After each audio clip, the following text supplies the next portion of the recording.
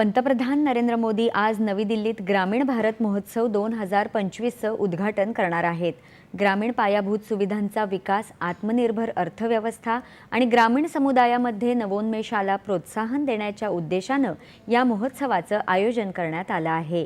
2047 पर्यंत विकसित भारत घडवण्यासाठी लवचिक ग्रामीण भारत उभारणी ही या महोत्सवाची संकल्पना आहे। आजपासून 9 जानेवारीपर्यंत चालणाऱ्या या महोत्सवात वित्तीय समावेशन आणि शाश्वत कृषी पद्धतीला प्रोत्साहनाद्वारे ग्रामीण जनतेला वित्तीय सुरक्षा पुरवण्याच्या दृष्टीनं चर्चासत्र, कार्यशाळा घेण्यात येणार आहेत। यामध्ये ईशान्य भारतावर विशेष लक्ष केंद्रित करण्यात येणार असून उद्योजकतेतून ग्रामीण महिलांचं सक्षमीकरण साध्य करण्यावर भर दिला जाईल। सामूहिक ग्रामीण परिवर्तनासाठी पथदर्शी आराखडा आखण्यासाठी सरकारी अधिकारी, ग्रामीण उद्योजक, कारागीर, विचारवंत यांना या मंचावर एकत्र आणण्यात येणार आहे। ग्रामीण उपजीविका वाढवण्यासाठी कल्पक पद्धतींचा लाभ घेण्यावरही चर्चा होणार आहे। देशाच्या समृद्ध वारशाचं प्रदर्शनही यावेळी घडवण्यात येणार आहे।